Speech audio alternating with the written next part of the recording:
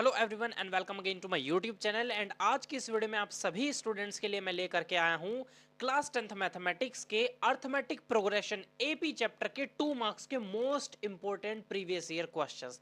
तो चलिए स्टूडेंट्स, बिना टाइम वेस्ट किए हर वीडियो की तरह आज की इस वीडियो को हम शुरू करते हैं। यहाँ पर बच्चों आप देख सकते हैं कि हमारे पास में एमसीक्यू भी है, असर्शन रीजन भी है, और यहाँ आ जाते हैं हमारे पास 2 मार्क्स के क्वेश्चंस। बट आज की इस वीडियो में we will only cover 2 marks important previous year questions. ठीक है, धीरे धीरे हमारे चैनल पर आपको ये सारी वीडियोस मिल जाएंगी, तो चैनल को सब्सक्राइब जरूर कर दीजिएगा अगर आप सारे सॉल्यूशंस पाना चाहते हैं। तो यहाँ पर बच्चों हमारे पास में फर्स्ट क्वेश्चन है, the sum of the first 12 terms of an AP is 900। यानी कि एपी की स्टार्टिंग के 12 टर्म्स का जो सम है S12 है। S12 हमको गिवन है बच्चों 900। If it's first term is 20, यानी कि हमको ए गिवन है। भैया देखिए S12 गिवन है, ए गिवन है और एन गिवन है। एन मतलब क्या, number of terms. Number of terms कितनी है, we are having 12। Then find the common difference and the 12th term. तो हमको कॉमन डिफरेंस डी और A12 फाइंड आउट कराना है। तो देखिए स्टूडेंट्स, यहाँ पर से मैंने आप लोगों के लिए सभी चीज यहाँ पर ऑलरेडी प्रिपेयर की हुई है।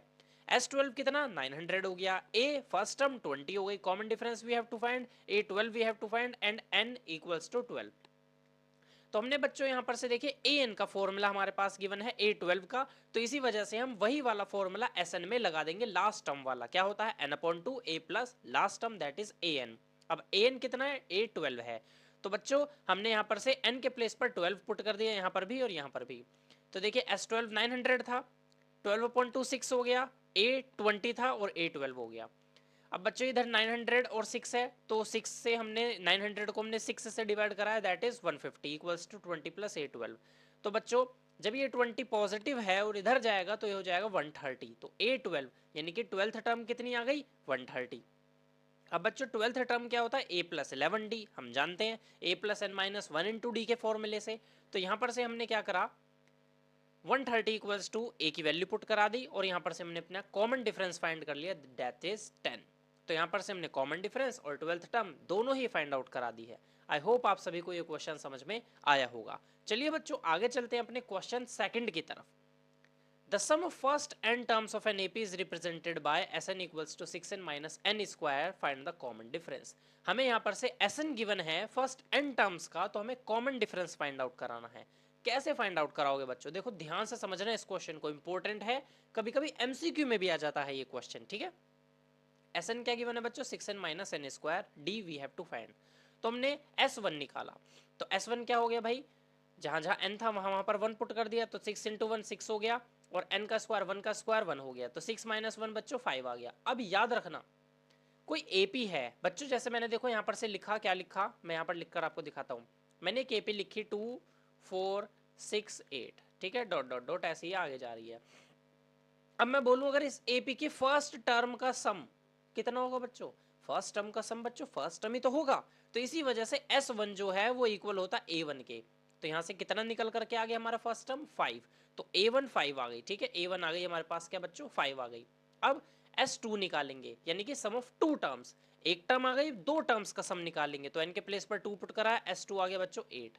अब बच्चों देखिए इस एपी पर ध्यान से देखिए, आपको समझाने के लिए बता रहा हूं। इस एपी की पहली टर्म का सम कितना था, 2, और शुरू की दो टर्म्स का सम कितना है बच्चों, 6।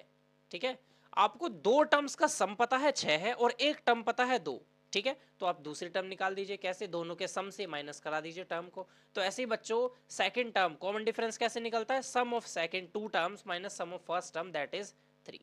ठीक है, तो common difference will be our 3। तो यहां से बच्चों हमें कॉमन डिफरेंस फाइंड आउट कराना था, and we have found our common difference. आगे चलते हैं बच्चों थर्ड क्वेश्चन पर। Find the value of A25 minus A15 for the AP this. तो बच्चों इस एपी में से हम क्या फाइंड आउट करा सकते हैं, देखिए एपी है हमारे पास, ए मिल गया बच्चों 6, डी मिल गया 9 माइनस 6 दैट इज 3। अब हमें A25 minus A15 find out कराना है। तो बच्चों A25 को हम क्या A प्लस 24D लिख सकते हैं, और A15 को क्या लिख सकते हैं, A प्लस 14D। यहाँ पुट करा दिया, A25 के प्लेस पर माइनस ब्रैकेट में लिखेंगे A प्लस 14D A15 के प्लेस पर। तो बच्चों यहाँ से A से A कैंसिल हो गया, 24D minus 14D that is 10D। तो यहाँ पर से A25 माइनस A15 कितना आ गया, 30 आ गया। आई होप आप सभी को ये क्वेश्चन भी समझ में आया होगा। ठीक है, यहाँ पर बच्चों आप सभी के लिए सॉल्यूशंस मैं पहले ही प्रिपेयर करके रखता हूँ ताकि आप सभी को ज़्यादा टाइम यहाँ पर वेस्ट ना करना पड़े। अगर मैं इन सभी सॉल्यूशन को लिखूंगा तो आप खुद समझ सकते हैं कि कितना time we have to waste here, but यहाँ पर अभी टाइम आपका वेस्ट नहीं, इन्वेस्ट हो रहा है, तो ये आपके लिए सॉल्यूशंस बहुत ही ज़्यादा इंपॉर्टेंट हो जाते हैं। आगे चलते हैं बच्चों अपने फोर्थ क्वेश्चन की तरफ। इफ बहुत इंपॉर्टेंट है भाई, बहुत इंपॉर्टेंट क्वेश्चन, ध्यान से समझना। if 7 times the seventh term of an AP is equal to 5 times the fifth term of an AP, find its 12th term। देखिए बच्चों, 7 times the 7 term of an AP, 7 term क्या होती है, A7 into 7 करा लिया, fifth term क्या A5 into 5 करा लिया, तो बच्चों 7 into A7 को क्या A+6D लिख सकते हो, A5 को क्या A+4D लिख सकते हो, ठीक है। तो देखिए बच्चों A12 क्या होता है, A12 ट्वेल्थ टर्म निकालने, दैट इज A+11D। तो यहाँ पर हमने 7 की मल्टीप्लाई कराई, यहाँ पर 5 की मल्टीप्लाई कराई, अब A वाले एक तरफ ले आए, D वाले एक तरफ ले आए, तो ये आ गया 7A - 5D equals to 20D - 42D। तो ये आ गया बच्चों 2A इक्वल्स टू नेगेटिव का 22D। पूरी इक्वेशन को 2 से डिवाइड करा दिए तो ये हो गया, 2 से 2 हटा बच्चों तो A बचा, यहाँ 22 डिवाइडेड बाय 2 क्या आ जाएगा 11D। ये नेगेटिव का है, इधर जाएगा तो पॉजिटिव हो गया।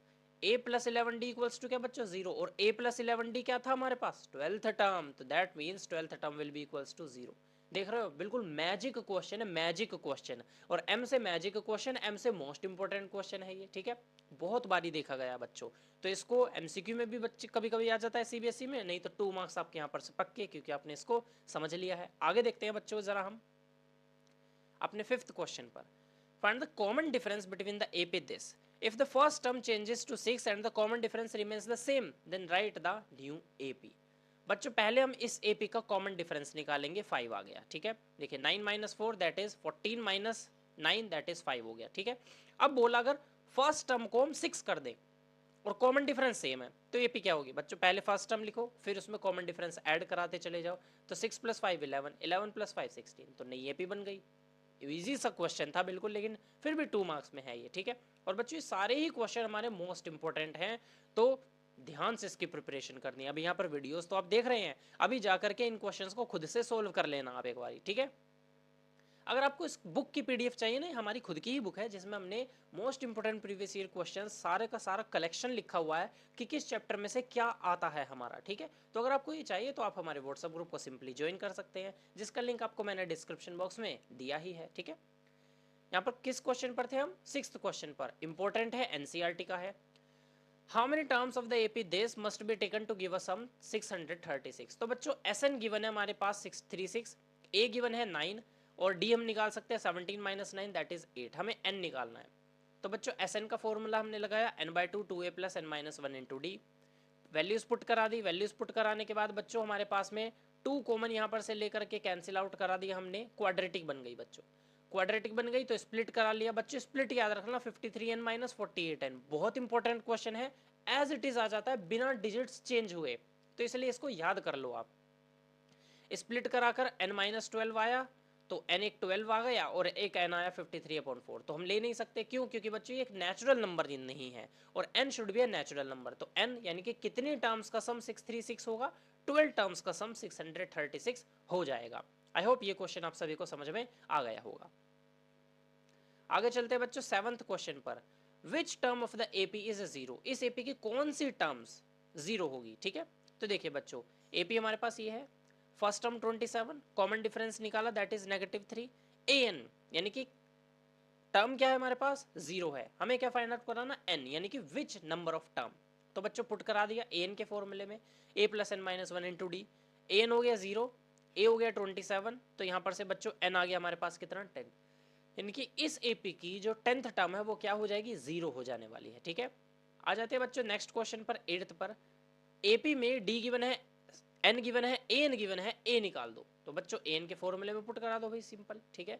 AN इक्वल्स टू क्या होता है A + n - 1 × D, तो AN की वैल्यू 4 है, A + n - 1 तो 7 - 1, D की वैल्यू आ गई, तो A बच्चों सोल्व करा लेंगे आप तो कितना आ जाएगा, A आ जाएगा हमारे पास में 28, तो 28 आंसर हो गया हमारे पास, फर्स्ट टर्म 28 है, ठीक है। लास्ट क्वेश्चन है, if the first 3 terms of the AP B C and 2B, ये 3 टर्म्स है AP की, तो हमें रेशियो ऑफ B और C बताना है। बहुत इंपॉर्टेंट क्वेश्चन है बच्चों, ठीक है। तो देखिए AP क्या है B C 2B, common difference निकाल लो बच्चों, सिंपल, तो कॉमन डिफरेंस क्या होगा C - B, और दूसरा क्या होगा 2B - C। फर्स्ट और सेकंड इक्वेशन में देखिए LHS क्या है, left hand side common difference that is D। तो जब कॉमन डिफरेंस इक्वल है तो राइट हैंड साइड भी इक्वल होगी, तो C minus B equals to 2B minus C. अब बच्चों हमने इसको सोल्व कराया, B को इधर ले गए तो 2B प्लस बी 3B हो गया, ये C नेगेटिव था इधर आया तो 2C हो गया। ठीक है, ये देखिए मैंने इधर करके दिखाया, मैं आपको बता देता हूँ, अपनी फोटो इधर रख लेता हूँ। ठीक है, तो यहाँ C प्लस सी हो गया equals to 2B plus B, तो 2C इक्वल्स टू 3B। अब बच्चों हम 3 को ले आए 2 के अपॉन में, C को लिए उधर, तो B अपॉन C कितना आ गया 2/3।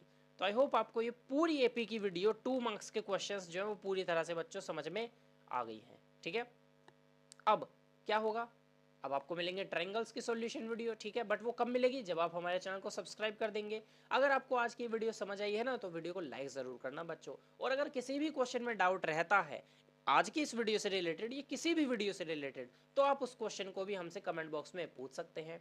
हम डेफिनेटली आपके लिए एक सॉल्यूशन वीडियो बनाएंगे। ठीक है, अब मुलाकात होगी बच्चों आपसे नेक्स्ट वीडियो में, लेकिन मुलाकात ये तभी होगी जब आप हमारे चैनल को सब्सक्राइब करेंगे। तो सब्सक्राइब कीजिए चैनल को और प्रिपेयर कीजिए अपने बोर्ड एग्जामिनेशन के लिए हमारे साथ।